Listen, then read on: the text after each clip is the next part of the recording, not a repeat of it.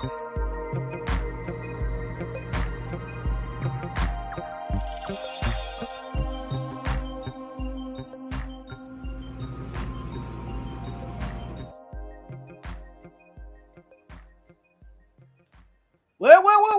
back at it. No Thursday Night Live. Hopefully, those that are coming in wondering what's going on, we are live now.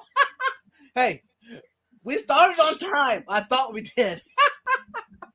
Anywho, we got Ben Ochart in the spot tonight. I met Ben this past November there at Aquashella at Daytona. Great time hanging out with him and Jerry. Anyway, for those that missed the pre-show, here we are. Thanks, Ben, for being on. We had a great conversation that will forever remain a mystery. Yes. Definitely. Mm-hmm. What's really funny, y'all, backstage, Ben was talking about starting late one time. Anyways, and here Vibes just goes ahead and does the same thing. Good thing we caught it. 4 pairs of eyes. No one noticed we weren't live. No, I didn't even think about it because we had the intro. So I was like, all right, we're good. Mm-hmm. And then all of a sudden, I think Berto put that in the chat. But anyways, we're back now, you guys. We're live officially. We are here, and we promise that the show is only going to get better. The first 12 minutes don't even matter. Right. Right. Okay. I'm going to have went to the names that are here. Sorry, everyone. It's going to be fast. I'm not going to catch everything, but anyways, Way here, best moderator on YouTube. Welcome. Jesse, welcome. Bunny Viper, welcome. Hashtag music. Garcia Aquatics, welcome. Scotty Nona. Jay, welcome. Jeff Kane. Hey, y'all. I've been through these names before. I seem like it. Welcome, everyone. Deja vu. Exactly. At least for the 4 of us, it is. Yeah. Right. Kurt Works, welcome. Yeah, Jesse, yeah. I've been late on the last 2. Yep, I know. Lando, welcome. Mark Sturleson, how you doing, mate? Good to see you. All right. A little breather, and we'll be back at it, y'all. I'm just making sure I don't miss anyone quick. Yeah, you're probably wondering what's going on. All right. Like I said, I want to catch up. That way I'm on time. Shamil Williams, welcome. Scotty, welcome. And there's Ben Ochart, all his links. Go ahead and check it out. Let's give him some love. Mr. Cowley, hey George, how you doing? Welcome. Keith, KGE, welcome. Okay, y'all. We are down at the bottom of the chat. Okay, Todd, you got anything to ask Ben? Since I already asked my questions.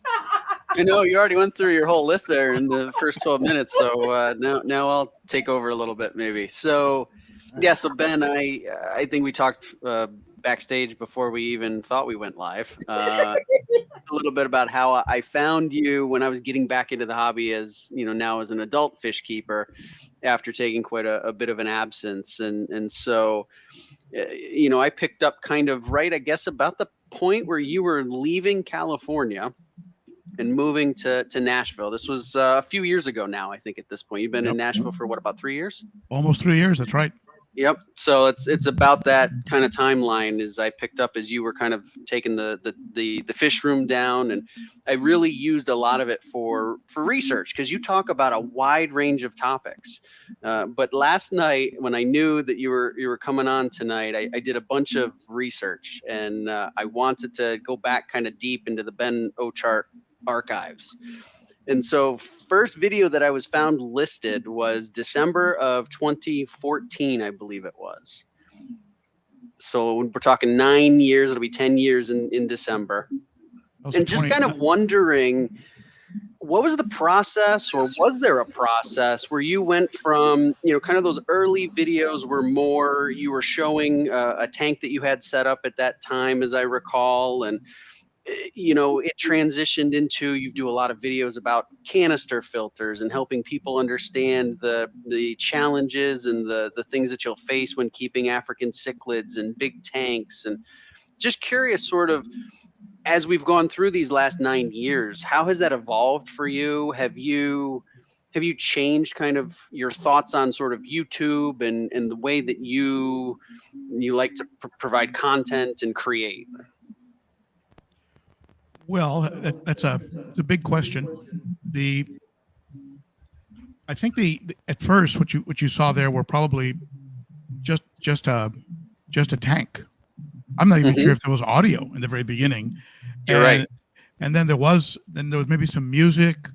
And then I think at first, if you go way back, you probably saw even maybe some little discus in the very beginning, or maybe I was already into the African cichlids, but I thought I'd throw it up there. I just thought I'd throw a video up there and just see what would happen. And darn it, if some people didn't actually take the time to watch it. I just thought that was like absolutely amazing that one or two people would have actually watched it. And then I went through, of course, my tank was a 29-gallon. So you have to get the picture now in perspective, right? A 29-gallon African cichlid tank with fish from every lake. So it was a mess, really. I didn't know any better. I'd go to the store and go, "Oh, cichlid, that's probably compatible. I'll buy that." And so I had, Mabunas, and I had thick skins. I had, Tanganikans. I had Victorians, Maui, Lake Malawi fish. They're all in there, and it was basically a ticking time bomb. So the trolls were very accommodating in that they gave me a very quick education. I'm sure it was very kind too, wasn't it? And yeah, lovely. The whole thing was lovely. And but I did listen. And I remember a couple of them. I remember responding, what you're saying is probably true, but you could be a little nicer. I'd probably listen to you more if you're polite. Right. Because they were making good points, but they didn't have to put all the descriptive words about me. But so you can educate without insulting. Exactly. It doesn't help me understand the message. But then I got that 60-gallon, and I think that was the first big tank that I picked up. And you remember for a long time, if you went back there, Todd, it's a deep rabbit hole now. I think I get 1,200 videos, I think. But this is Ben Ochart with the 60-gallon African cichlid tank. That was my intro every single time. And that tank, that was just a great tank. In the very end, I think I had red cap Lethrinops, some Lethrinops in that tank when I left California. I sold it to somebody that was on YouTube, a friend of mine who bought it from me, Kevin Green.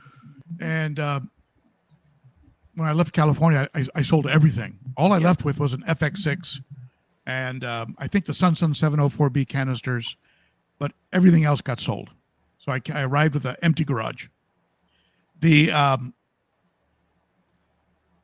But I was just fascinated by big African cichlids. And I don't think in the beginning I realized that they came with a lot of attitude.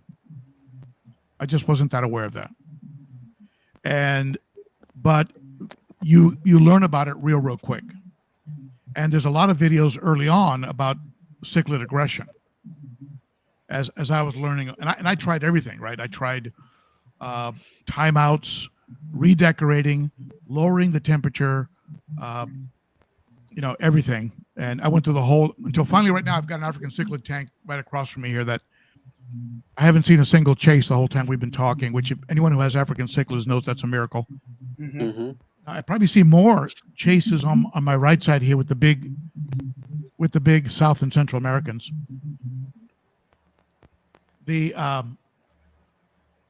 So at any rate, as I evolved along, I became more and more shocked that more and more people were watching my videos. 100 views, like I was like bragging to all my family. I got 100 views, man. Posting it on Facebook. This video got 100 views. And then I got the bug. You know, I just loved the camaraderie, because they were not all trolls. A lot of them were actually really cool people that interacted, you know, very politely and really helped me out. And so a community started to develop. And anyway, and so one thing led to the next, bigger tanks. On the way here, I stopped at the Cichlid Shack. We hit it off really well. He offered to help sponsor me, help me get into some of these big tanks, some of the big cichlids. Then he ran into some post-COVID issues and more or less phased out. Now he's phasing back in. I'm talking about James Largo. Yep. But he really helped to get this room going. And then I reached a point where I said, you know, I think I need to keep my own interest, and to help the channel, I think I need diversity. And so I added the South and Centrals, Americans, and then got into communities. I got into live bears, betta, things that if you had told me 9 years ago, I would have just said, no way, man. Those are not what I want. I don't want those fish. But now I love those fish. I love to see that a plant actually is thriving. Mm-hmm. You know, I mean, I love to see that. I mean, the other day I posted a short on a pagoda snail. so I'm getting excited about different kinds of things now than before. But I think it's really good for fish keepers to kind of stretch a little bit, even if you don't stay there. Just go out there and get into it, and then if you don't like it, pull back. But at least you can say you did it. It certainly helped me a lot. Mm-hmm. But I don't know. Did I answer your question? I just rambled on and on there. No, that's exactly. I was curious, sort of the process, and I think you really outlined it well. And yeah, like I said, I think now as I look at it, I think you hit 54,000 subscribers. What, just was it within the last couple of months, maybe? I think so. I think I'm just Something- flirting with 55 right now. 55 right now, yeah. Yeah, it's flirting with 55. I think. And right, and so you've grown from those early days of you just going out there and showing just the tank, like you said, it was just the video of one tank. And you know, the one thing I think I've always appreciated is that you are very honest when you don't know something. And so, like you talk about with the trolls, right? You thought their points were really good, and you didn't know those things, and you always are welcoming to people as far as asking for opinions from, you know, the people in the live streams or on the videos, and you legitimately want to learn, and that to me is really interesting, because to me it just shows that you're in this because you want to better yourself, but you also want to build kind of that community. And so when you think about going from those early days where maybe you'd get, you know, 100 views on an early video to now where you're getting towards that, you know, 55,000 subscribers, have you had to change any of your thought process around that? Has there been any things that you've noticed that as they continue to grow the channel, you've had to change your approach with providing different types of content, or the ways in which you conduct your live streams and go about that? Or have you been able to feel like you kind of continued on as you had started and just evolved it? It's always changing. And I think when I first started the live streams, for example, there was a section on a review of the week and a preview of the next coming week. and there was a certain format. That format's completely changed now. It's more of a free flow. I'm including videos in the live streams. And now that we have shorts formats, I can pull shorts from videos and from live streams. So it's constantly changing. I know that I went from getting back to the idea of trolls, and not to put too much attention on the trolls, but I went from engaging and trying to engage them to I reached a point where I just simply blocked them. Mm-hmm. Because it's one thing to say, Ben, you should consider doing this because I think that's not going to work. That's different than, you're being an idiot when you do that, and only an idiot would think that you could. That to me is like, okay, this person's bringing like some baggage to the channel that we don't need here. Mm-hmm. And I put out a video a day ago about I'm walking outside in the snow talking about one of the folks I follow on YouTube called Rick Beato. He's a big music guy, and he talked about how when he gets hit with, he's got 3 million subscribers, but when he gets hit by a troll, he said his big realization is that it was more about them than about him. Mm-hmm. So I developed a policy of when somebody is a real jerk, they just get blocked. And I kind of hate to do it, but it's really made life a lot easier for me. Yeah, right. I think it goes along with what I think I've seen from you around building the community and what you want that to look like. And I think that's the opposite of kind of that negativity. And yeah, so if you go to the Facebook page or you go to or watch any of my videos or the live streams, there's mm-hmm. there's no a-holery tolerated. Yep. None. Right. None. It's like it gets blocked and stopped, and it's like there's like an unlimited number of ways you can say something. Mm-hmm. It's like that old Terminator movie, right, where he has all the choices, and he always picks the one that's the meanest. Yeah. There's a lot of ways to say things. So that was important for me, and to make that evolution. And also, I started off. It's funny. I started off doing YouTube just for fun, mm-hmm. and then I started to get a little bit into the trap of numbers and subscribers and really making sure I get the right sort of like the right hook on the thumbnail, and it just started to get a little bit too serious. So I've kind of dialed that back a little bit, and I'm just having fun with it, and I think that's important. And so the fun part, even in the hobby, I could get more tanks in this room, but I've seen so many people that I've talked to over the years that they get the multiple tank syndrome, the MTS, mm-hmm. and then it starts becoming work for them. Yeah. And I've got this just at a point right now where it's not work. Now this year I plan to add discus. Mm-hmm. Maybe that will take me over the edge. So stay tuned. Yeah, well, I remember the 90 that you had built with glass cages. One of the ideas that you had for that, I think, was discus at one point. I think you put it out maybe in a live stream or in a video asking people, hey, what is your kind of thoughts on what I could do with that tank? Yeah, I think it's going to end up, and I'm getting input from different people, but put the Geos and the Severums in the 210.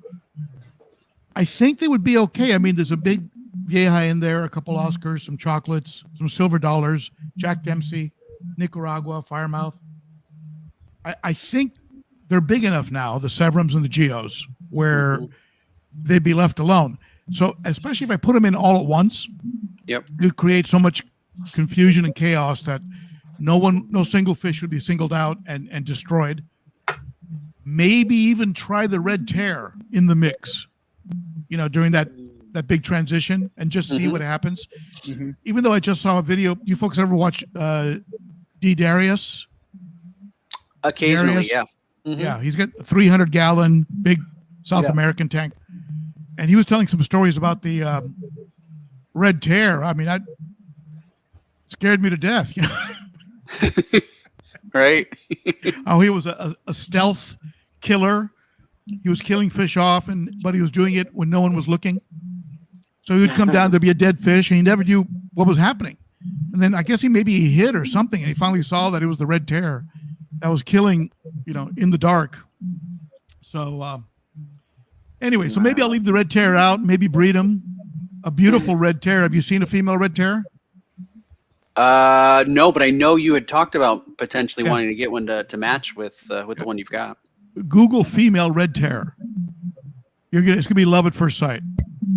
It's like freaky beautiful. You'll think it's a saltwater fish. But the female, Interesting. the males are beautiful. The females are they look like a saltwater fish. So I might try breeding them, and then the 90. At that point, I'm going to throw a lot of plants in there, and then turn that into a discus tank. After the plants are doing well, and I know I've got a real seasoned tank, then that could be a discus tank. I've got it all set up. I got great filtration on it. I don't have a lot of water flow, which is good for discus. I've got UV sterilization in there. I've got a really well-established substrate full of beneficial bacteria. So some live plants, maybe a little more wood, Mm-hmm. some more of that Zoom Ed Mopani, which I love. Yep. Love the look of that stuff, right? So anyway, there you go. Okay. You get me going, and then nobody else Yeah. can talk. It's all good. I enjoy just listening to you, Ben. I think you've got a great way of kind of sharing your thought process, and it's always interesting for me as a fish keeper to kind of gets my wheels turning too. Yeah. There is a question though. What's the best setup for Oscars and Pentosas? Well, my experience with frontosas was very limited. I had one, and then decided to move him to a friend who had a frontosa specific tank, and it was a big tank, lightly decorated with a lot of swim room because they do become huge. So frontosas, I think, prefer to be with frontosas. You had them with an Oscar. I don't know how they would get along. I mean, I guess it depends on the fish. Every now and then you hear about an aggressive frontosa, not that often. You hear more often about an aggressive Oscar. My Oscar's a big teddy bear. I would definitely put things in the tank that would break line of sight, Mm-hmm. so that if someone needs a break, they can go behind a thick plant. It would have to be artificial, or maybe a large rock, go behind it, so they can take a break if there is aggression. And I would just watch it real carefully, and they might just be okay. I mean, what are we talking about with water parameters? I mean, Right. would the front need a harder water? Yes. I'm thinking, but I mean, fish they do actually acclimate. Yeah. Mm-hmm. But that would be my 2 cents. But I would actually search out somebody who has those fish in a tank and get the skinny from them. Outside aquatics. Hey, just John. kinda What touching else? on this for a second. The South American tank that I have downstairs, the hardness in that tank is off the charts. I mean, it's like I've still got Africans in there essentially, and they've been thriving really well with that. Yeah, you hear different stories. Some people say it'll affect breeding and longevity, and resistance to illness. And then again, you hear stories from other people that no, I've had them in this kind of water for 20 years and they're fine. So Right. I think at this stage, with so many fish that we buy, they've been bred in tanks so many generations that their point of origin becomes less and less important. Unless you're a biotope type person, right? And you want it to be just like that, I mean, I've heard even discus now are getting more resistive to living in tanks that are slightly outside of. That's the only way I would reapproach it. reapproach discus, if I could get some that were hardy and that have been bred so many generations in aquariums that I wouldn't have to worry about recreating an Amazon type setting. Right. Right. I actually talking about discus. I got discus in the same kind of perimeters as my frontosis. So You have discus with wow. frontosis? no, in the same perimeters, different tanks. Oh, same problems. Yeah. Yeah. I saw That's- Caveman Aquatic. He's got discus with arowanas. Yeah, I saw that. does. Yeah, we'll see. We'll see how that ends up. Right. He's also got rays in that tank. That's right. Mhm. Yeah, Yeah. we'll see. Well, it's one of those things where you hope it works. You just hope it works. Yeah, And definitely. sadly, some of those things they work until they don't work, Yeah. and then they blow up, and then there's a horrible regret video. But I've got my fingers crossed for them. I hope that really works out, and maybe they've spent enough time Absolutely. together that they're going to get along okay. Right. Not a combination I've ever seen, I Outside think. of the- Oh yeah. I was gonna say outside of the devastating loss of life, it would be with those fish. If something were to happen, that's a pretty large investment to lose out on with an experiment like that. So good luck to them. Yeah. And Jesse has a question for you, Ben. Do you find it hard to complete the honey to-do list with all your time into the hobby and your channel? Well, I've been married 39 years. Awesome. Oh wow! So, Congratulations, that's beautiful. So it's so I'm pretty good at my honeydews.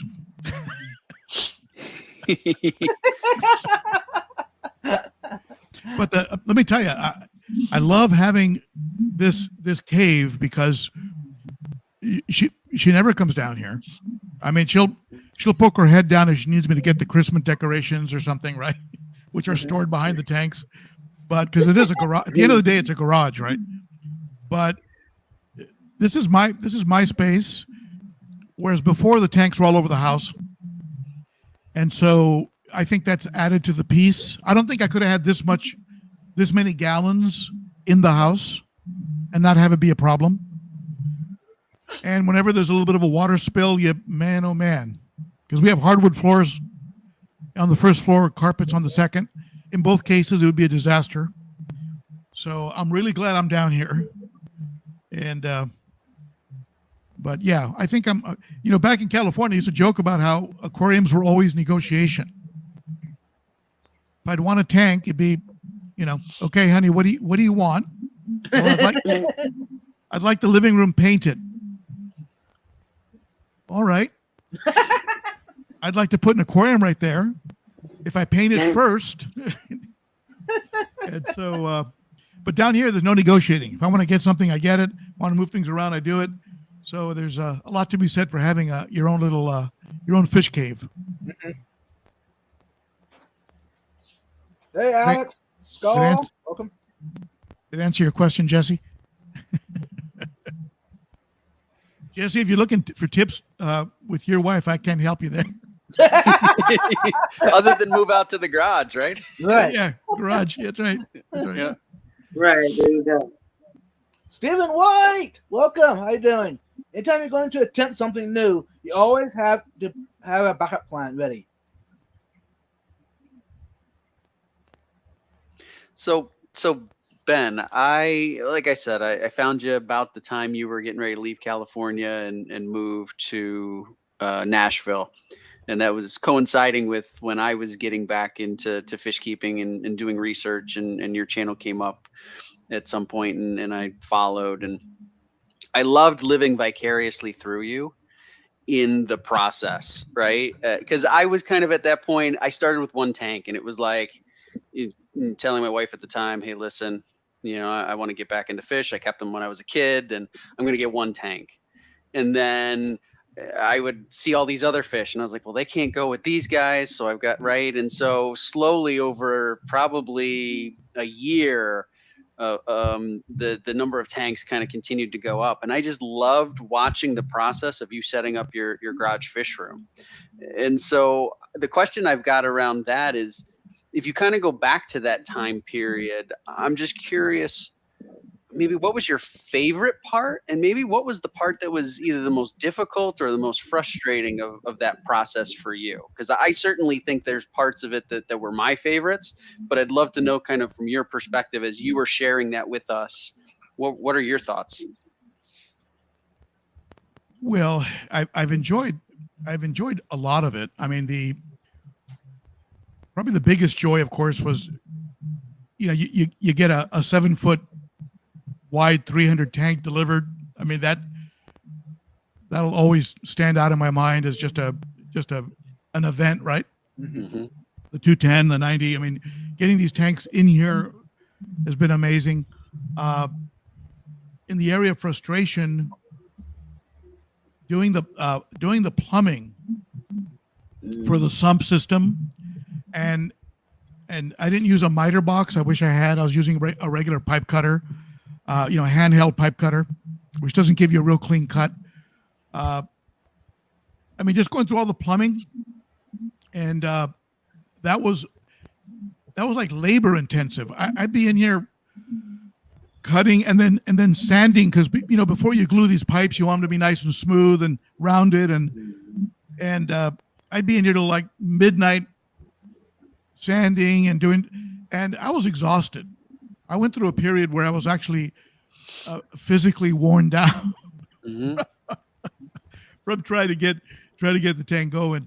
I also went through a period here in the fish room where, I don't know if you remember, but I got a big shipment of peacocks,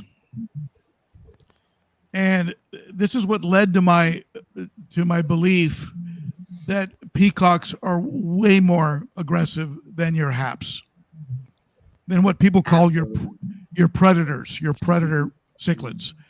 These peacocks, I mean, granted, I was quarantined. I was doing a quarantine in a 55 with maybe 10 5-inch, 6-inch peacocks. That's a lot of fish for a 55. Mm-hmm. And maybe it was about territory. I don't know what it was, but it was just a bloodbath, and it was just terrible. It was just terrible. And I'd finally go, oh, good. There's peace finally. And the next morning there'll be another fish torn up. So I made some drastic moves. I got out of all the peacocks, took some over to the local fish store. I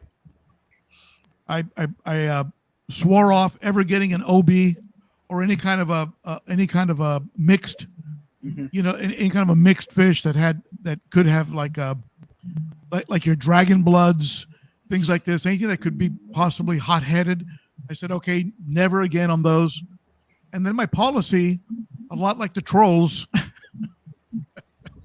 the policy became, if a fish showed signs of aggression, I'm not talking about a chase. I expect cichlids to chase until they settle into a hierarchy, and then they should settle out. I'm talking about the fish that is constantly going after fish nonstop, has fish corralled into the corner of the tank, has all the fish in a high level of stress. The only thing that's ever worked for me on that is to remove the fish and get them another home. That's been the only thing that's worked. I've taken them out. I've left them out for a month, 2 months, 3 months. I mean, I love that dragon blood that I got from the cichlid shack. Yep. That fish was gorgeous, purpley pink, a bluish purple fringe on the fins. Yeah. But he was an absolute terrorist, Mm-hmm. and I hated taking him to the fish store. But that's become my policy. But fish starts to go crazy. I got real close on the Rhodesia yellow, because he started to be a bit of a jerk for about a week or two, and I just kept a real close eye on him, and he finally kind of settled down. I think the trout kind of stood up to him. But anyway, the aggression period I went through, that was tough, emotionally. Yeah. The plumbing of the sump systems was tough physically, and a little bit emotionally, because I'd never done the plumbing before. So it was like, okay, let's turn it on and see what happens. Right. And just wait to see, do we have any drips? Yeah, and there were. Sure. The first time I put it together, there was I couldn't get the overflow box on the back of the tank. And you don't want to over tighten them, because if you over tighten them, other problems happen. You can get hairline cracks. You can get a wrinkle or a slight distortion on the gaskets. So I kept getting drips from the back of the overflow box. Finally, it all settled in. And an old trick is you can use a little bit of aquarium adhesive and put that on the gaskets, and that really gives them like a super seal. So I did that trick. I went scouring around YouTube for pick up some tips from some of the old timers. There's not a lot of sump YouTube videos, Mm-hmm. and this is why that I think that DIY sump video I threw out there. Mm-hmm. That thing just keeps every month. It gets 600, 700 views. Yeah. Like it's up to like 60, 70,000 views. Every month gets views because there are not a lot of. So it's a matter of looking at videos, asking questions, asking people questions, and knock on wood, it's all running right now. So. It's funny you mentioned the video specifically, because I actually have been drawing a lot of inspiration from you regarding the DIY sump. So Yeah, it works. It works. I tell you, put some sponges in there. And I have some biomedia just because it was given to me. Mm-hmm. Some Matrix and some Sarah Siporax. Real good quality stuff. But it was given to me, so I got this stuff anyway, so I just threw it in there. But I think I'd be getting equal results and comparable quality if it was just the sponges. Right? The 14 inches tall, 4 inches thick, 3 of them. And I think it's a great home for beneficial bacteria. They haven't clogged. They've been running for over a year. They're not clogging. The tanks are pristine. You can tell if they're clogging because the water on the return side of the sponge gets higher than the water on the pump side. Yeah. So the sponges is trying to clog, right? Mm-hmm. So it took about a year and a half for the 210 to start doing a little bit of that. You just pull them out, give them a quick rinse, drop them back in, and you're back to a level sponge. But now, if I had a saltwater tank and I was using reactors and moving beds and all the kind of dosing and all that stuff that saltwater people do, a DIY sump would not work. I don't think. You need those different compartments. You need those different areas.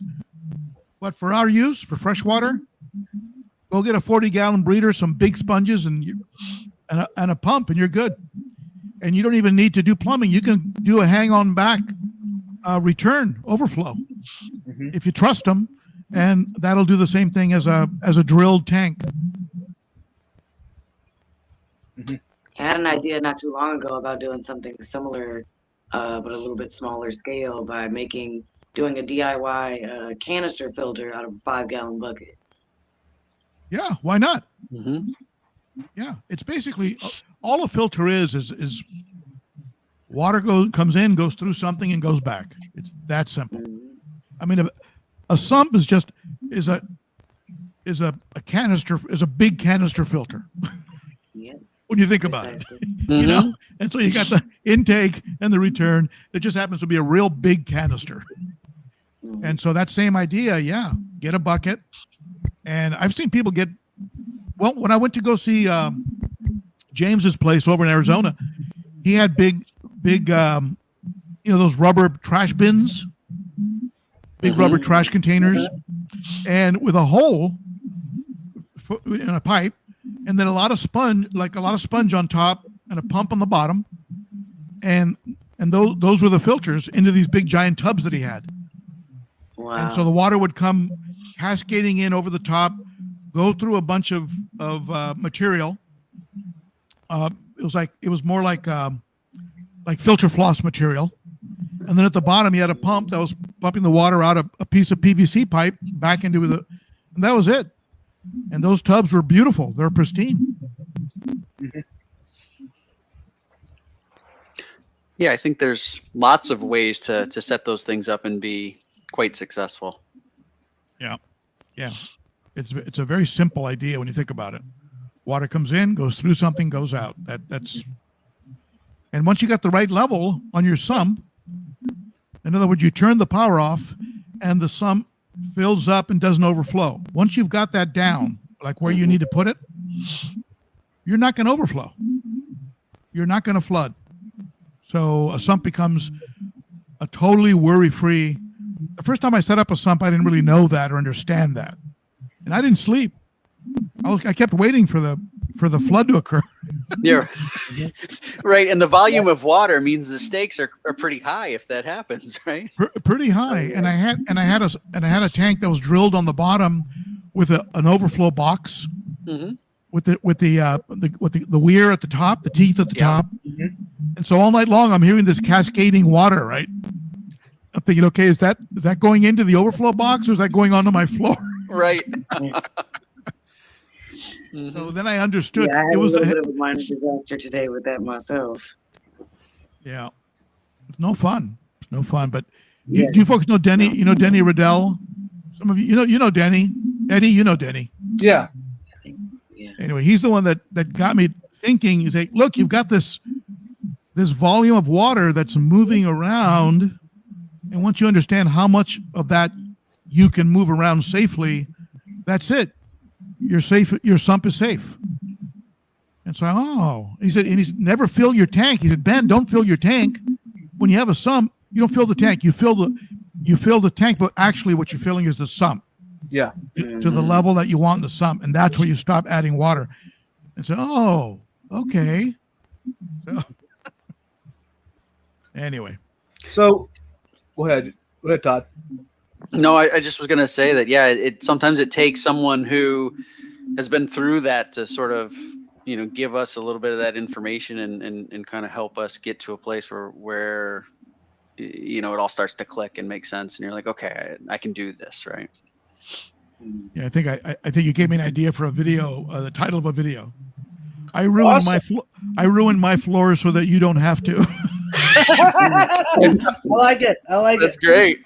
That's great. Yeah, I did that just today, unfortunately. Oh, no. Yeah, when I got home from work today, as soon as I walked in the front door, I could hear the tank. I could hear the filters and the water just gushing. And I thought, oh no. And I ran over to the tank immediately. I didn't see any water leaking anywhere. I didn't see the tank wet. Feeling all around the stand. I don't feel anything, but I feel water on the carpet, on the floor. Oh. No. I'm looking. And finally, I see the side of one of my hang-on back filters is just barely wet, and it's got a slight drip, and it's been dripping down the back all day. And I had about 10 inches of water missing. Whoa. And it was, yeah. And I realized that I had waited a little bit too long to change out the polyfill that I stuff into the back of my hang-on back filters. And I have quite a lot of water on my floor now. Oh. Not good. Sorry they give you overflow channels on those hang-on backs, but they can only overflow so much. I know on the marine land you've got those two middle channels, and if they have water coming through, you're blocked, because otherwise the water level should be low enough so it has and some hang-on backs have something that pops up now and tells you. Yeah. But the one that it happened on was I believe it was my Aquion hang-on back. And yeah, but like I said, I do usually use a good bit of polyfill as an additional filtration in there. That way I can kind of extend the life of the carbon filters in there too, and just kind of keep the water a lot cleaner. But I waited a little bit too long to change it out and put some fresh stuff in there, so it got all mucky and the water had to find somewhere else to go. It's amazing what one drop will do. Mm-hmm. Like the other day, remember that I talked about that in in the most recent. I think it was in the live stream. I think it was a recent video. There was a little drop coming out of a one-way valve, a return valve. I have these one-way valves that have flaps that shut when the power's off, try and slow down the water. And that had, with the vibration, I mean, think about it, 24/7, right? For a whole year, it had gotten just a teeny bit loose. And same thing, Mariah. It was one little drop, and the back of the tank had a channel that was soaked, just completely drenched, right? Which, of course, if it gets wet enough, it's going to affect the integrity of the stand, right? If you get soggy water, you're in trouble. Soggy wood. And behind the tank, it was this glossy area that when I looked at it from an angle, I realized, I go, there's a bunch of water back here. And it was, and I was looking at the valve, it was one drop, like every 2 or 3 minutes, one drop. That doesn't seem like a lot. But from the dinner the night before to mid-morning the next day, it was drenched back there. If it had been on the hardwood floor, it would have been ruined. Right, you leave it alone for 8 hours. It's gonna. Yeah. Yeah. Unfortunately, the tank downstairs is sitting on a wooden dresser and is also sitting on carpets. Oh no. Yeah. That's gonna be fun to deal with within the next few days. The tank I had in California had a stand that was flush with the ground. And and so when water gets under it, there's no way to sop it up. If your stand has a floor, right? Like you have a wood bottom and you're on the inside of your stand, as opposed to an open stand. Yep. So when I was learning about sumps, I had some spills naturally. And the water got underneath, and I didn't. What I should have done in hindsight was drain the tank down to a couple inches and move that thing. It was 150 acrylic, and you could move it around. One person could slide it around. It wasn't that heavy, being acrylic. A glass tank, you'd probably need a couple people, and you'd probably ruin your floor. Right. But I didn't. And then when we moved, this was a leased house that we had. And when we moved, they moved the tank, and the exact pattern of the tank on the hardwood was destroyed underneath that. Oh man! So I lost a big chunk of my deposit. Right, your security deposit. Right. Yep. Yeah, he held back about 1,000 of it, and I thought I got away cheap because that was. I don't even know how they'd fix it. Like cut it out maybe, or.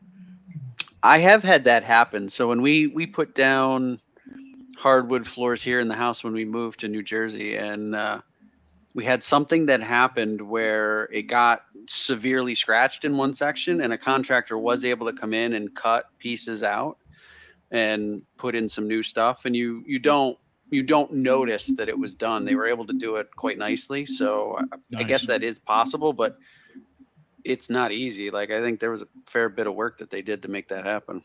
You have to be a real craftsman. Yes. Yeah. I tried sanding it down a little bit, and it just got worse. Right. I didn't know what I was doing. So, what's the best way to move? To move like from one house to another? Yeah.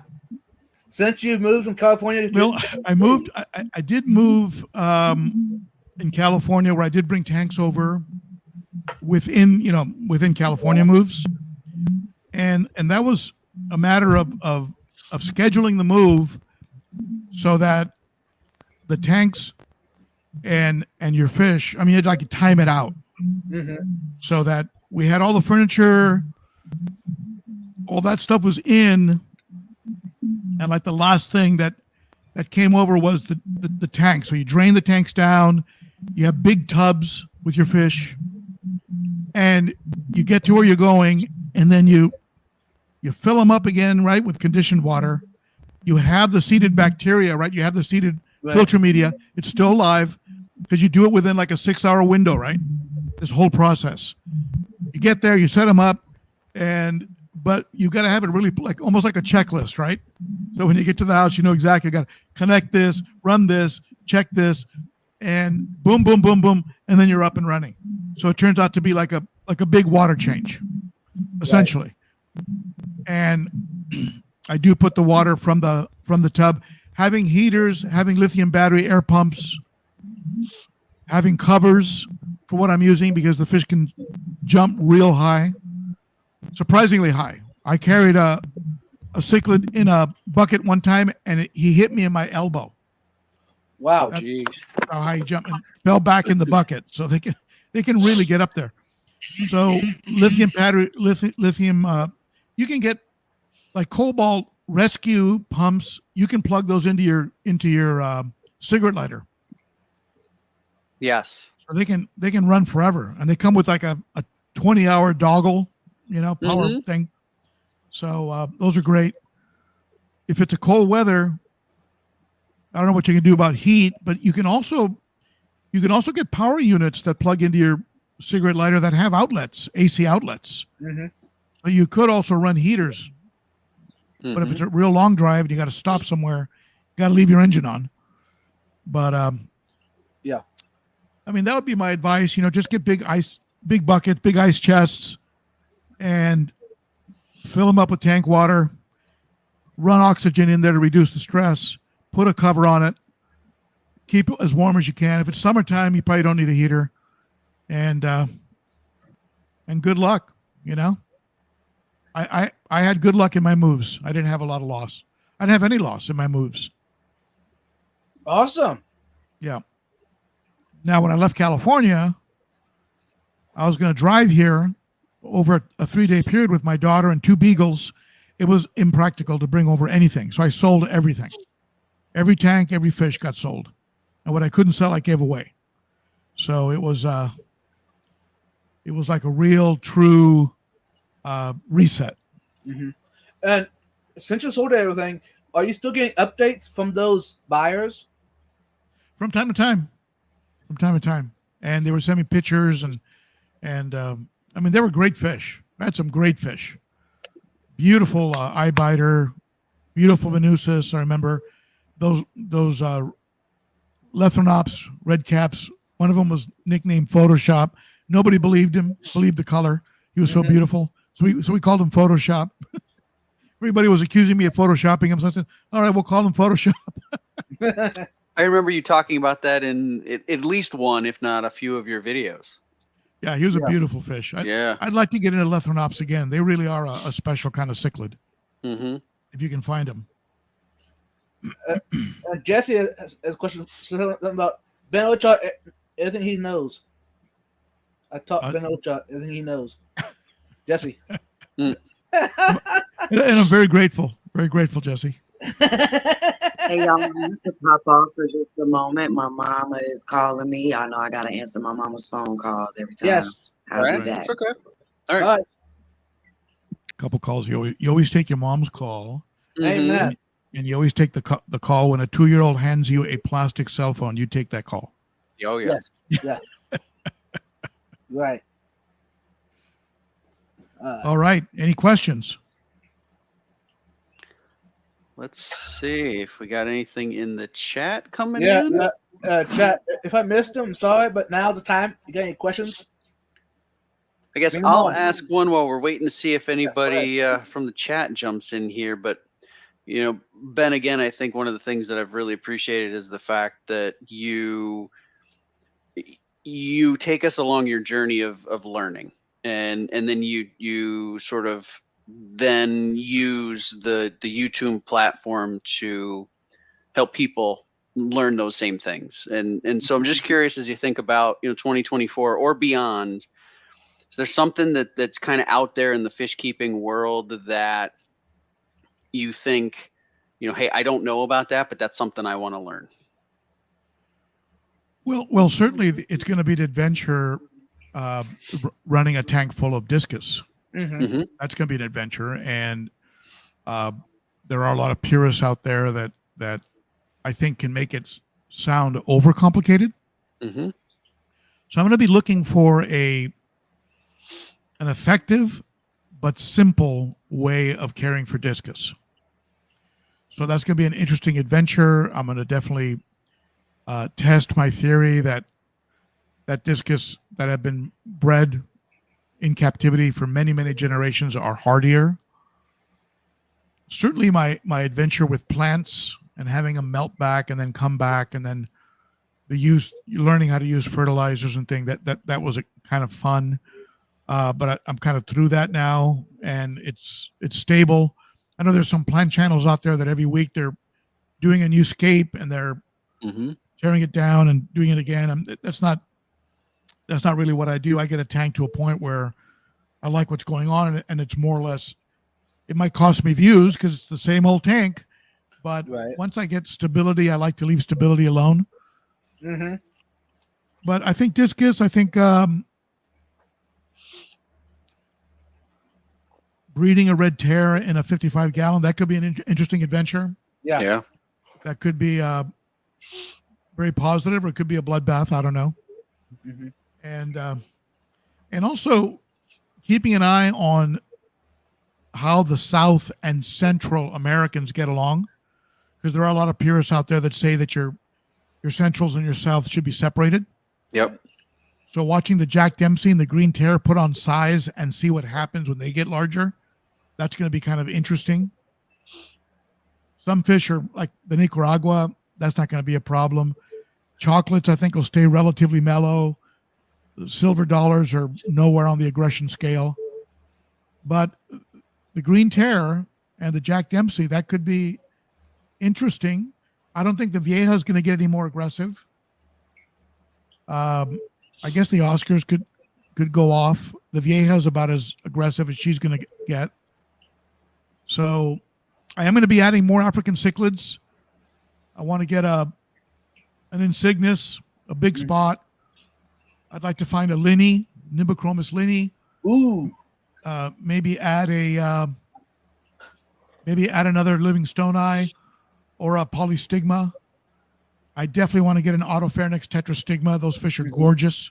Mm-hmm. So I'll be working stuff out with Josh, my new channel sponsor with Cunningham Tropicals. Yeah. Mm-hmm. And he provided me a group of tetras that were amazing. The Congos. The Congos are amazing, and I got to give a shout out to Dan. I tell you, I did some work, a little work with Dan over at Dan's Fish, and the guy is legit. If you folks have bought anything from Dan's Fish, but the guy's legit. Yeah, he is. Yeah. I had the opportunity to hear him speak about his shipping process at the Keystone Clash, which is a convention up here in Pennsylvania, and just the detail and the way in which that they go about preparing fish for shipping and the care that they take. I have to agree with you. I think it's amazing, and I love the mission that he's got around wanting to make the industry better. Yeah, he's a good guy, knows his stuff, and in his last live stream, he was asking for people to take the temp of the bags when they arrive, like and report back to him what temperature were they at, so he can dial in how much heat he's going to need for each shipment, which I thought was brilliant. Right. So his heat packs were still hot when they got here. Right. So anyway, yeah, he's a good guy, and Josh, if you folks have ever interacted with Josh, just a real, genuine, sweet guy. There's nothing wild or there's no pretense. There's no. He's just a good guy. Just a good guy. You get what you see. And that's what I look for in these guys. And it's nice to see him expanding his business, right? Because he was Cunningham cichlids, and now he's Cunningham tropicals, and he's getting in a bunch of different other types of fish that before really weren't the things that he was stocking and selling. And so, yeah, you're right. A genuinely nice individual who he's got a full-time job. You know that. Yeah. In addition to like the 50 or 100 tanks. Yeah. Right. So unlike other folks, I mean, he's so he's not quite at that point, I don't think, where can flip over entirely. Like I think that's Dan's life. I think that's Right. Mm-hmm. that's their life, and just like John and Lisa, I mean that's their life. Yep. Mhm. So Ben, any other bigger tanks anytime soon?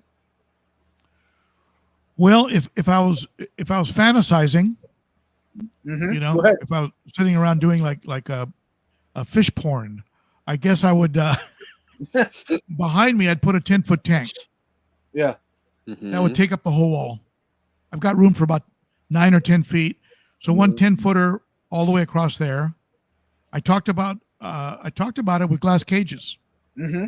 and so maybe in the future some joint venture like that. I would want to do some construction in this room first, though. I'd want to be able to push the tanks back a little bit, create some racks for the fish that are back on the second row. That'd be a ways away, but can you imagine a 10-foot wide tank behind me? That'd be That'd awesome. Yeah, So I think cool. it'd be very, very cool. The people used to think this was like a 7-foot tank Mm-hmm. back in the day, right when I didn't have the other tanks. Mm-hmm. Because I would sit here Uh-huh. and they were decorated very similar, and people would go, "Wow, that's a pretty nice sized tank behind you." I go, "Yeah, it's 255s, really." It's a little bit of smoke and mirrors, There's some YouTube magic going on there. Right. Yeah. Well, Yeah. back in the 60-gallon days, I used to position the camera from an angle, Mm-hmm. and people would go, "Oh, that's an enormous tank you're sitting in front of there." And a little 60-gallon. Right. It's all about Right. it's all about angles, Uh-huh. Looked like Yep. it was 20 feet long, right? Mm-hmm. Mm-hmm. So if there was a zombie apocalypse struck, what fish is Ben eating first? Which one am I eating first? Oh my Trout. goodness!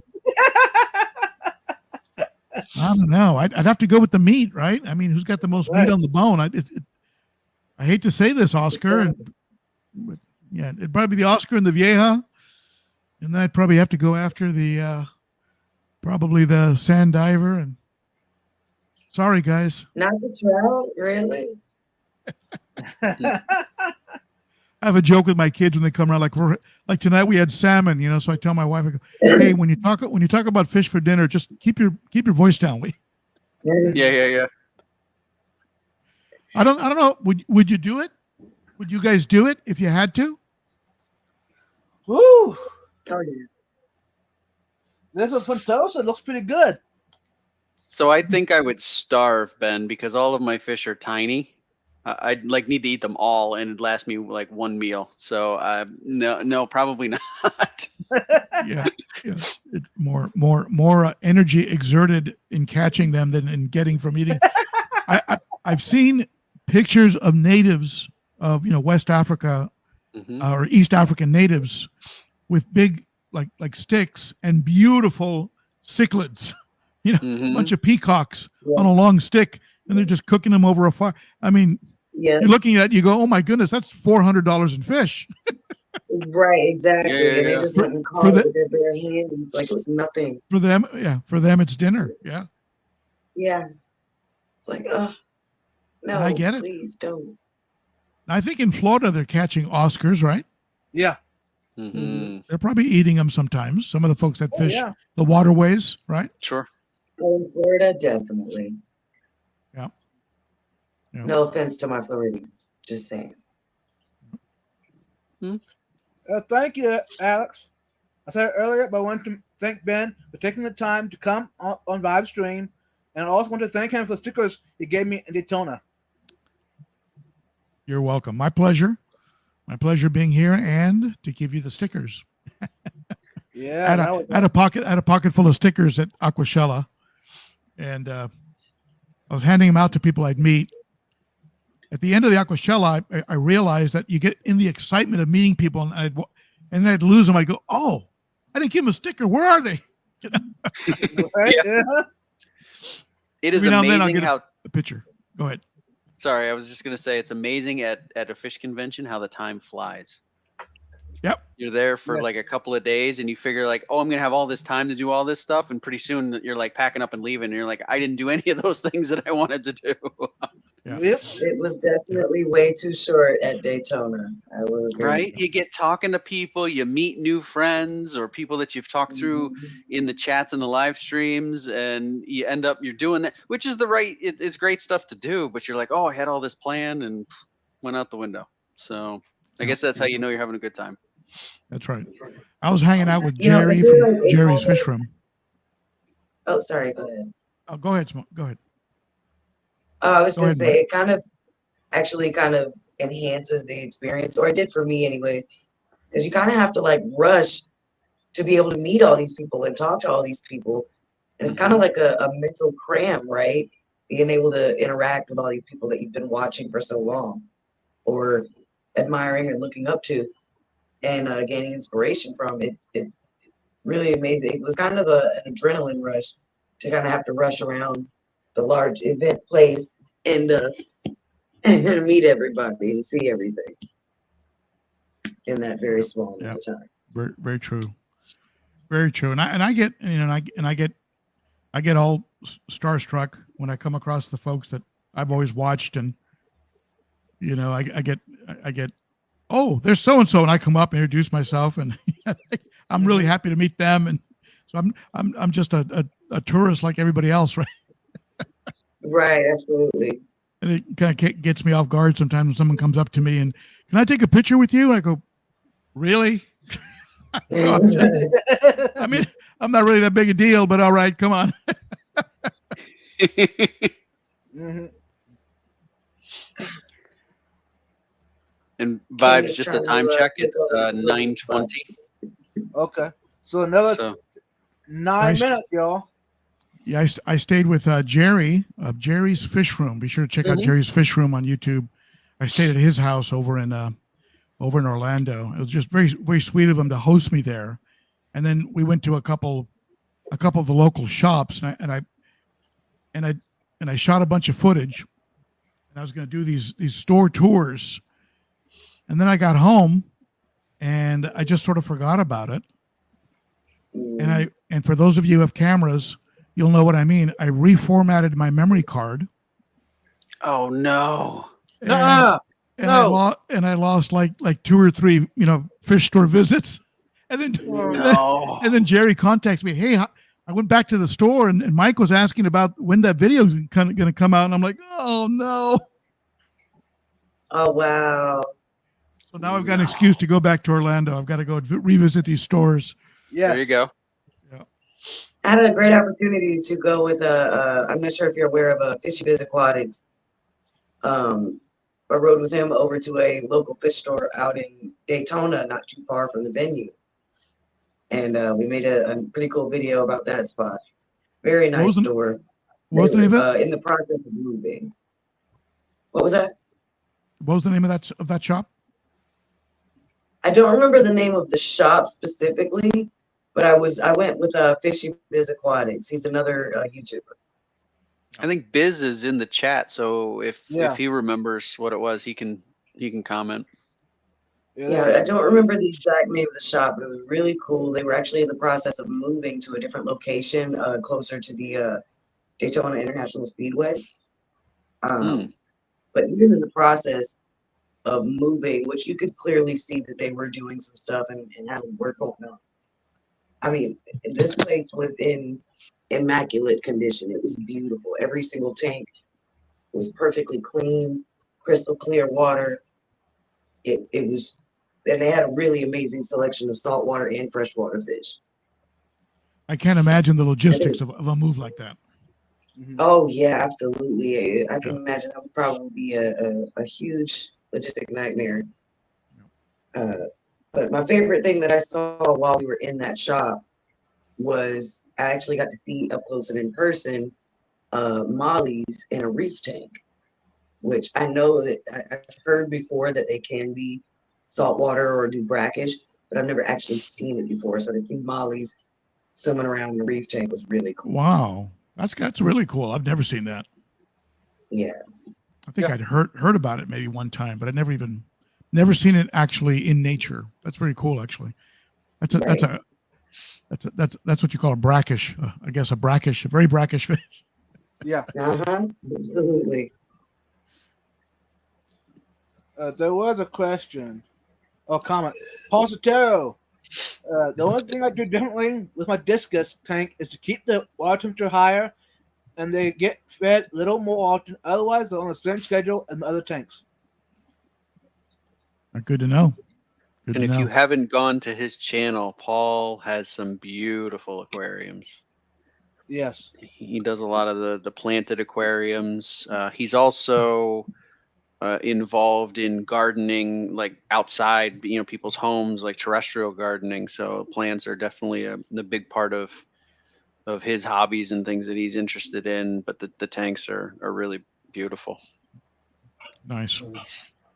Heads up, you AGZ. guys. A quick time check. We got about 10 minutes until next live stream. All right. Mhm. Thanks. My friend is breeding mollies and reef. Nice AGZ. You live and learn. Who knew, huh? Yeah, I've heard of some people do that, but nothing that I've ever certainly tried. And Yeah, there's the link. It's very cool to see. I almost had to curb my instinct to reach in there and grab them out immediately. Like, oh no, they don't need to be there. But it was a beautiful sight. Mm.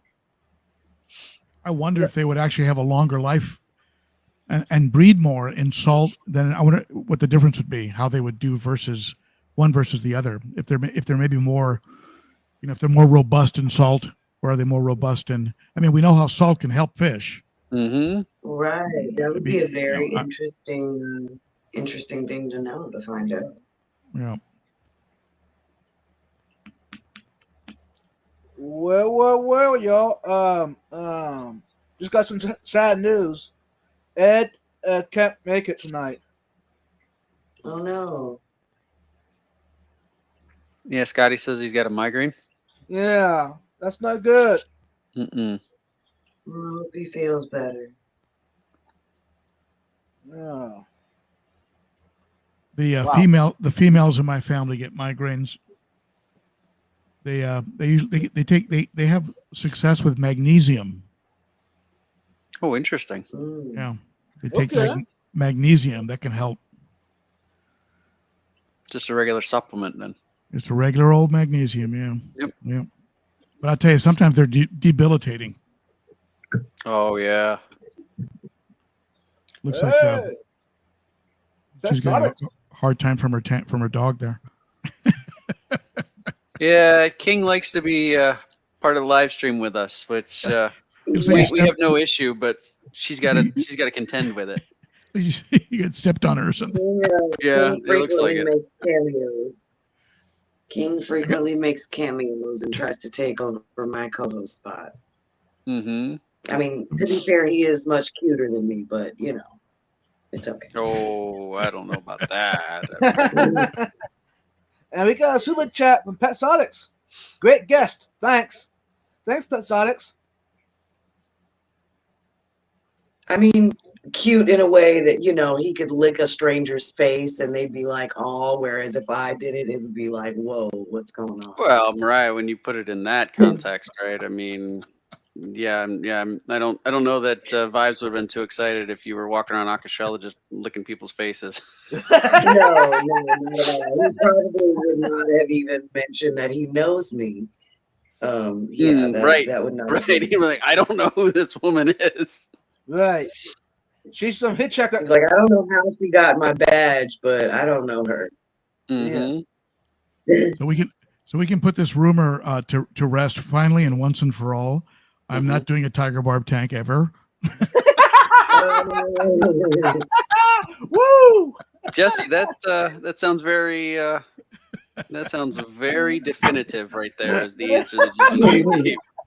On the 2024 list, there's the word tiger barb was not on that list then? Doesn't appear anywhere on the list.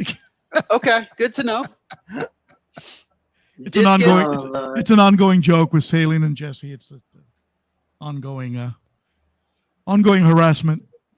They are pretty. They are pretty. Yeah. They are pretty. but they're really nippy. Mm-hmm. You'd never put them with albino acara, that's for sure. Mm-mm. Shamu wants Denison barbs. I am going to get Denison barbs. That's the secret I was keeping. You let it out of the bag. Oh no! They're on my short list. The story broke live tonight on Vibes Aquatics. Yeah. I think Denison barbs are awesome. Yes. Yeah, they're beautiful, aren't they? They're very beautiful. Shape, color, activity level. I love the way they move through the water. They're very elegant. Yep. Mm-hmm. Just little torpedoes. They're beautiful. So yeah, those are that fish is on the short list. Denison barbs.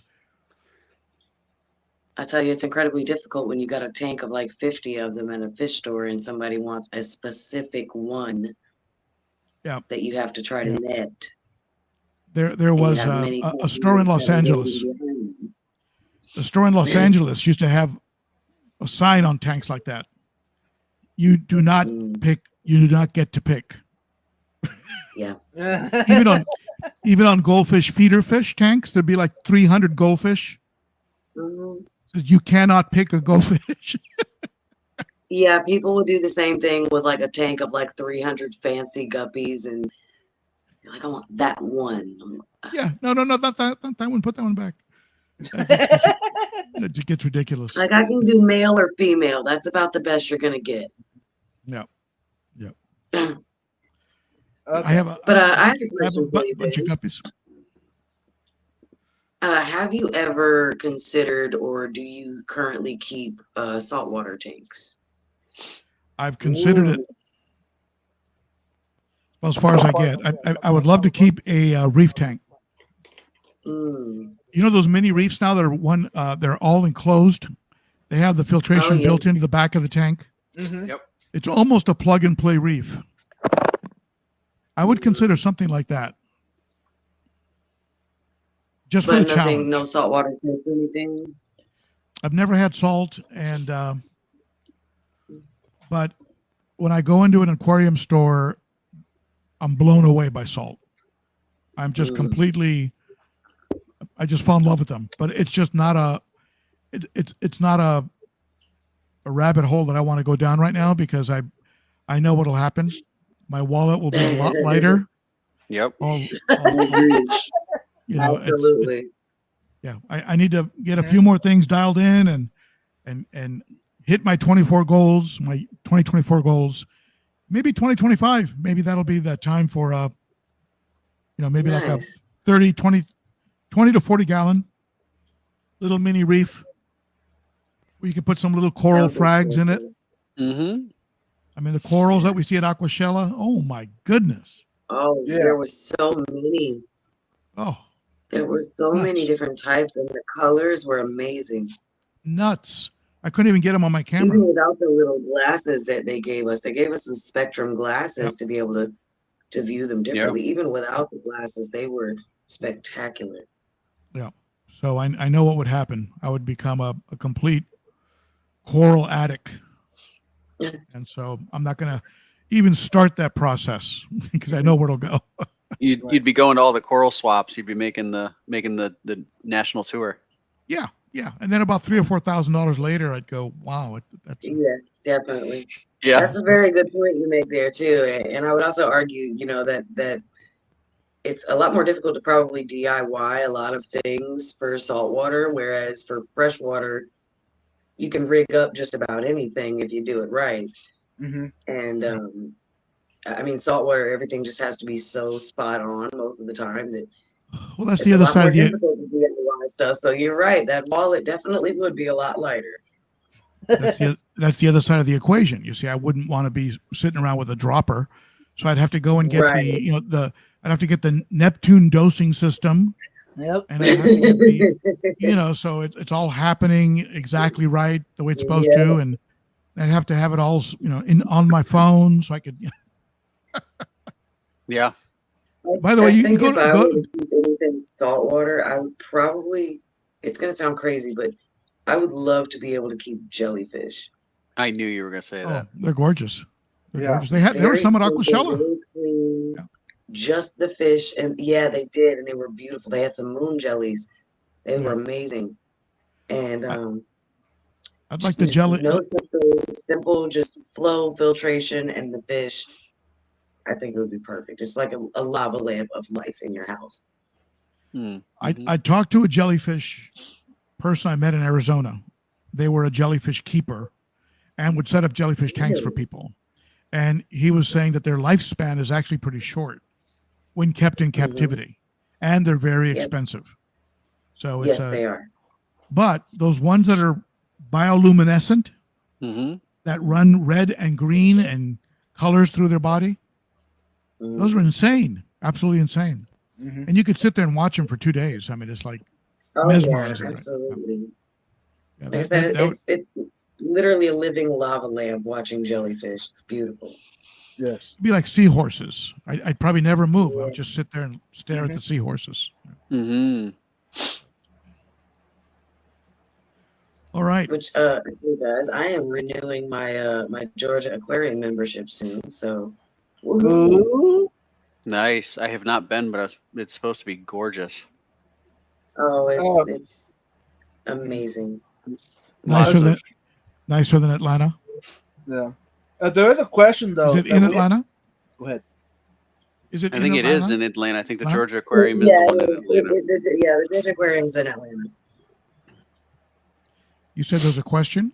Yeah, there was a question that I had for you. Okay. If you could go collecting in the wild, where would it be, and why? Good question. I would. I'd love to snorkel Lake Malawi. Oh wow. That would be the number one pick. Second would be probably the South Central Amazon basin. Maybe I wouldn't want to go somewhere where I could possibly get killed by something. Right. But on a guided, with a good guide, go collect. I mean, can you imagine collecting wild discus? How much fun that would be? That'd be awesome. Yeah, if you could get them back. And but I've seen Corey on some of those collection trips. They looks like a lot of fun. Just throw the net out there and then look at what you get. And it's like, oh my goodness, what is this? I think that'd be a lot of fun. Or we go somewhere where there's geos, collect geos. Can you imagine wild geos? Wow. That'd be a lot of fun. Yeah, that would be really cool. A lot of people collecting in the wild is Florida. Because I mean, you got tons of aquarium fish that have been discarded or rejected into the waterways out there, and they've just bred and gone all crazy with all different types of hybrid stuff, and just you can find thousands of dollars worth of aquarium fish just dropping a net in a side creek, on the side of the road. I saw a guy pulling him out of a sewer. Yep, absolutely. Yeah. Yeah, there was like a sewer. He took the cover off of it and he put a net down there and he pulled up a bunch of real pretty cichlids. Oh yeah, it's insane. Wild. So since you're talking about collecting, have you done any local collecting, or is it not allowed? No, I've done it. No, you really can't take much out of the forest. I mean, you can fish. Yeah. But they're pretty strict around here about what you can remove and not remove. I mean, I'm not even sure if it was legal that I took that big piece of driftwood out for my 210. I'm not even sure if that was legal. Yeah, I know. I was reading up on this not too long ago. A lot of places in the South, especially down here where we are, like you can, like you said, you can do it for fishing purposes, but you can either, depending on the policy of where you're fishing as well, you either have to throw it back or you can only keep it for consuming purposes. You can't keep it as a pet legally. Yeah, they're real strict here on things like turtles and frogs. Oh wow. Yeah, you can't. You got to leave turtles alone, frogs alone. Mm-hmm. I know down in Florida, some idiot, for lack of a better word, released plecos into the waterway. Yeah. And they're like destroying the manatees. They're taking over. The manatees come into the fresh water and they're getting covered in plecos and getting their slime coat removed and then getting infections. It's a horrible situation. So now they're paying people a certain number of dollars per pleco. Yeah. So they'll have pictures of people with like 100 plecos. Yep. This big. Yeah, the state of Florida also pays people to go out and catch the red lionfish. Oh yeah, Oh. yeah. Saltwater. We had those in Yeah. California. California, they're invasive. They're not Yeah, they're native to invasive out California. in the Gulf waters of Florida. Yeah. They got a pretty good sting. Now that is one of my goals for this year, is to go be more active collecting. This is some of the ones recently that I've collected here local.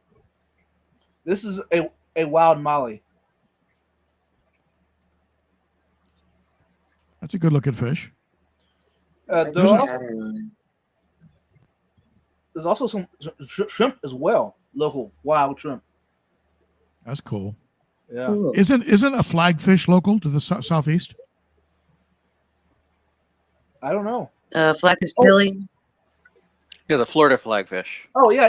Yeah, they're really pretty, and they'll eat black algae. Mm. They can be a little bit nippy, but I've heard, and I actually saw one, and they actually have almost like a jewel cichlid marking. Mm-hmm. I read somewhere that the golden wonders apparently will also eat that algae. Mhm. Nice. Yeah, black algae is once a beard algae gets going, it's a nightmare. Mm. And Yes. my conclusion on the whole adventure I had with it was, you get enough plants going to outcompete, and that's the only way you can really beat it. Mm-hmm. You get Mhm. enough Have you crips. ever tried a peroxide dip? No, never tried that. I have heard of it, but I've never tried it. Mhm.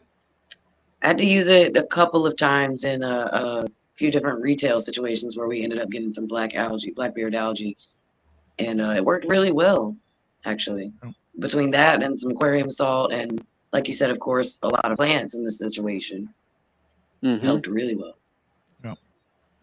Yeah, it's nasty stuff. It's really hard to, if you have plastic plants, forget about it. Oh. It's like Oh, it God. stains them like forever. Right. I pull Oh, out yeah. I pull out the plastic plants and I actually soak them overnight with like a quarter cup of bleach, Mhm. and that cleans them up. And then I soak them for another day or two in just plain clean water with a little bit of conditioner, Mhm. like the way you recharge Purigen. Right. Yep. Mhm. Very similar, and they come out looking like new. So Yeah. never had a problem. Otherwise, they get really dirty, and some of them are so detailed it's impossible to clean them. Mhm. Oh yeah, absolutely. Mm-hmm. Even with soaking for a while, it's a lost cause. Yeah, sometimes the soaking will loosen it up, so you can then it'll scrub off. Mhm. Mm. You know, like right after the soak, you can just get a nice stiff brush. All right, folks. y'all. Yeah. Oh. I went over 12 minutes because I started 12 minutes late. So there you go, y'all. Anyways, Well, technically, we didn't start late. We were going. We were. There was operator error by someone involved in this screen. I won't mention who, but Every one of us, every single one of us, we have to take responsibility for that because not a single one of us noticed. Okay. fair Anyways. point, Mariah. Oh, that's true. Fair That's point. true. so Todd, what Yep. you got to say to the fish fan before we get off? Yeah, it's the same every week. I just appreciate all of you coming and hanging out with us. I appreciate Vibes and Mariah. These Thursday nights are really a lot of fun. I enjoy having the opportunity to be here with you guys, talking fish, and the friendship and camaraderie. And Ben, this has been a ton of fun. Like I said, I sort of followed your journey and lived a little bit vicariously through you, and it's great to have the opportunity to actually interact with you live now. So yeah, I just thank everybody for being involved, and thanks for letting me be part of it. Mm-hmm. How about you, Awesome. Mariah? Mm. Thank Well, you, as everybody. always, of course, thank you guys. Thank you to everybody in the chat for being here. Thank you to all of my wonderful guys tonight. I appreciate each and every one of y'all. Vibes, thanks for having me on the show. I love it and appreciate it so much. I've had so many opportunities to meet so many great people. Todd, thanks for being on with us all as always. Ben, it was a pleasure being able to meet you in Daytona and having you on this evening. Had a great time talking with you. And of course, as always, treat people how you want to be treated. Do unto others as you would have them do unto you. And may God treat you how you treat animals and elders. And how about Very you, good message. Ben? Thank you very much for having me. It was a pleasure. And I don't know, how long were we talking about this? A year? At least, yeah. It's been a while. I'm glad I made it. Glad I made it. Yeah, I And you know, we appreciate it. have the best. I think, is my opinion.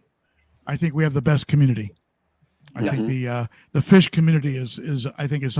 I've been involved in many different types of communities, especially in the professional world, right? And also looking at sports communities and different things like that. And I think the fish community is actually really, really cool. And just thank you for having me. And I hope to see you guys on Saturday. Oh yeah. That's right. That's All right. right. All right. All I'm going right. to get off. Thank you, everybody. Thanks for everyone being here. Thanks for Thank being Bye-bye. here. It was a you. pleasure. Bye, everybody. Yep. Thanks again, everyone, for being here. If you made this far, the replay crew, y'all, you guys rock. Keep it up. And thanks to Ben. Go check him out. Give him love. Follow him. Subscribe. And he'll go live every Saturday morning. So stay tuned for that. Anyways, I want to leave you with a outgoing. Hopefully you enjoy it.